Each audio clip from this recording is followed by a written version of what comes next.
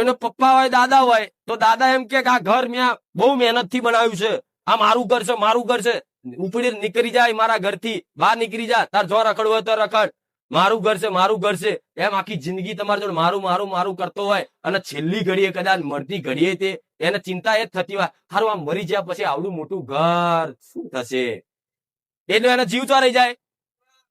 તો પછી ભગવાનની ધામમાં આત્મા જાય, સ્વર્ગમાં જાય જાય એમ કહો એ જ ભટ્યા કરે. પછી એ જ ઘર તમે વેચી મારો ને તો તમે હેરાન થાવ, દુખી થાવ. એ જમીન કરતો ને જમીન વેચી મારો તો તમે દુખી થાવ. પણ હું માતા એવું કહું છું કે આ દેવ થવા પાછળના કારણ આવા હોય છે, પૂર્વજ સિકોતર. જો કોઈ એવું કે અમાર તો પૂર્વજ ભાઈ સ્વર્ગમાં જતા રહ્યા, અમે તો હરાઈ દીધા ને એટલે મોક્ષ મળી ગયો. તો મોક્ષ એમને મળે છે? મોક્ષ ખાલી આમ થોડું 5,000 હાલી વિદ્યાઓ કરાય, મંત્રો થોડા બોલાવડાય, શું તમારા દાદાને મોક્ષ મળી જાય? મળે ના મળે. એના માટે તો સાધુ સંતો આખો સંસાર ત્યાગ કરી દે છે ને તપસ્યા કરે છે. તોય કદાચ એમની એક ઈચ્છા ખાલી બાકી રહી જાય ને ધરતી પર, તોય એમને ફરી અવતાર જન્મ લેવો પડે છે. એમને મોક્ષ નહીં મળતો. હું મેલડી આવું બોલું. એટલે કોઈ આવું કહેતું હોય કે તમારા દાદાને મોક્ષ અપાઈ દઈએ, આ વિધિ કરી દો, હું એવું કઉ છું કે આ ગલતી ના કરતા. કોઈ તમારે દાદીની કોઈ એવું કહેતું હોય વારે ઘડીએ દાદી સપનામાં આવે છે, લાવો એને મોક્ષ અપાઈ દઈએ, એની તર્પણ વિધિ કરી દઈએ, હરાઈ દઈએ, તો હું એવું કઉ છું ભૂલ ના કરતા. 100% દુઃખી થશો. અને દુઃખી થશો ને તો દાદી દાદા પૂર્વજ થયેલા નડતા હશે એ હાથમાં નહીં આવો. ભુવાઓ જોડ જશો ને તો મોટી મોટી જબરી માતાઓ ખોરિયાલ છે, પણ આવડા સિકોતરા કોઈના હાથમાં નહીં આવતા. હું મેલડી આવું કહું. પણ હું તો પહેલું પકડું તો તમારા પૂર્વજ સિકોતર ને 12 સિકોતર માતાઓ કે જે તમારા ઘરમાં નડતર રૂપ થાય છે. તો કે કેમ નડે? એ તો દાદા હતા ને શું લેવા અમને મારે? તો દાદા જીવતા હતા તો સુધી હતા સંબંધ, તમારો જીવતા હતા તો સુધી દાદાનો અને પુત્રનો સંબંધ હતો. મરી ગયા પછી તો કે છે દેવ થઈ જાય. અને દેવનો કોઈ મનુષ્ય જોડે એવો સંબંધ હોય એટલે એ દુઃખી થશે ને જેટલો, એ એના ભટકવાનું જેટલું થશે ને એટલા તમને દુઃખી કરશે ને હેરાન કરશે. અને હેરાન કરવાનો મેં લક્ષણો બતાવ્યા. જો તમારો ઘરમાં તમારો દીકરો તમારું કયું ના માનતો હોય ને તો પહેલું ચેક તો એ કરજો કે અમારા પિતૃદોષ તો નહીં. તમારા ઘરમાં ઘડીએ બીમારીઓ બહુ અતિશય ચાલુ રહેતી જ હોય ને, 6 મહિને 2 વખત 3 વખત દવાખાના બાટલા ચડાવવા પડે, ઇન્જેક્શનો લેવા પડે, મોટી હોસ્પિટલોના રિપોર્ટ કઢાવવા પડે, કોકનન 12 મહિના 5-7 વખત દવાખાના મોટા આવતા હોય ને, તો પેલા ચેક કરજો કે અમારા ઘરમાં કોઈ સિકોતર તો નહીં, કોઈ 12 સિકોતર તો નહીં. તો કહેશે કે માતાજી હોય તો શું કરવાનું? તો સિકોતર એટલે ખબર પડે જ બધાને. મારા સાનિધ્યમાં અભ્યાસ કરેલો એને ખબર હશે કે સિકોતર કોને કહેવાય. નવા આયેલા તો કહેશે કે માતાજી શું બોલે છે હિન્દીમાં કે ઇંગ્લિશમાં, ખબર જ નહીં પડતી. આ તો ભાઈ તેના માટે ભણવું પડે. પણ ભલે તમે થોડા મોડા આયા હોય, પણ ફરી એની એ વાત કેમ કરું કે નવા ઘણા આવે એવા હશે કે નવા આવે, પણ એમને એવું કહું છું કે આ સમજો માતાઓને ઓળખો. પેલા નોમ એમને એમ નહીં પાડે કે આ સિકોતર, આ પૂર્વજ, આ 12 સિકોતર, આ મેલડી, આ સધી, આ વહાણવટી, આ ચામુંડા, મહાકાળી, આ ખોડિયાર, ચમ નોમ અલગ અલગ પાડ્યા કે અલગ અલગ શક્તિઓનો ઓળખ થાય એટલા માટે. નકર બધી શક્તિઓ તો એક જ છે. હું મેલડી આવું કહું છું. એટલે સિકોતર એટલે શું કહેવાય? કોઈ ભાઈ પરણેલી કોઈ ભાઈ તમારા ઘરમાં મૃત્યુ પામી હોય એને સિકોતર કહેવાય.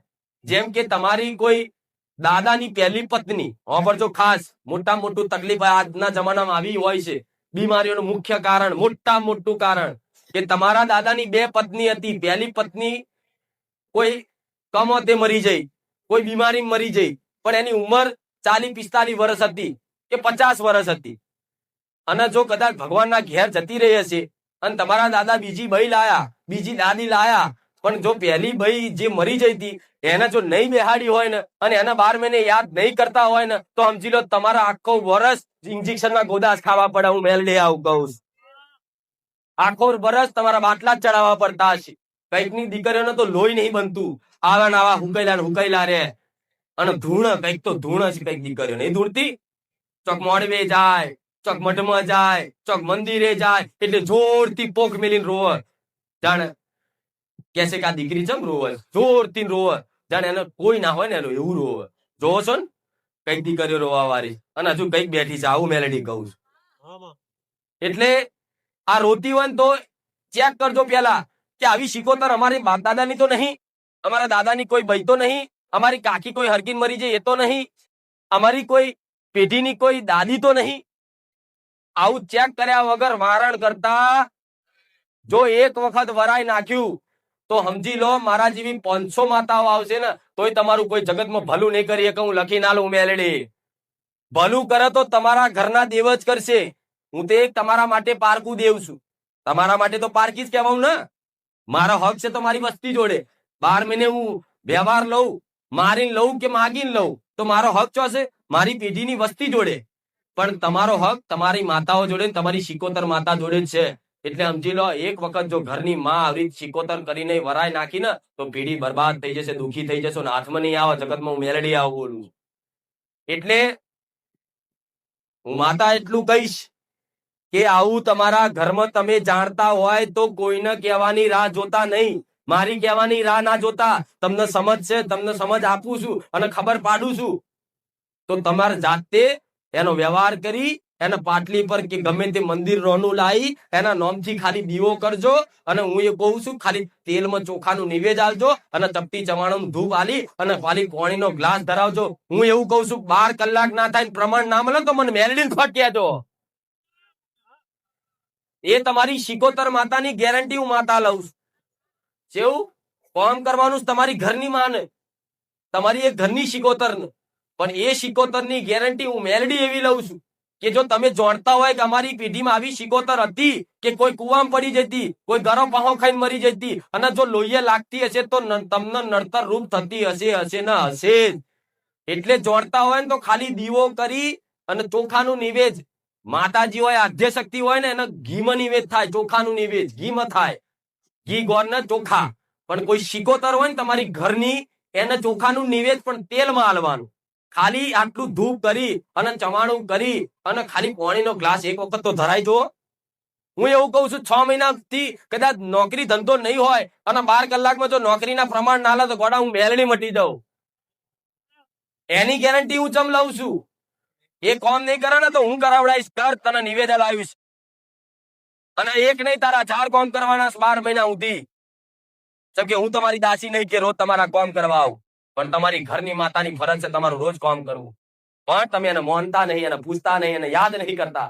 પણ ખાલી આ શિકોતર માતા તમારા ઘરમાં કોઈ 12 શિકોતર હોય તો ફરી એક વખત તો 12 શિકોતર કોને કહેવાય? 12 શિકોતર એટલે તમારી ઘરમાં કોઈ નાની દીકરી હોય જે સમજણ આવી હોય, એને ખાલી જન્મી હોય ને સમજણ આવી હોય કે આ મમ્મી, આ પપ્પા, આ કાકા, આ કાકી એવી ખાલી 1 વર્ષના છોકરાને આજ સમજણ આવી જાય છે ને.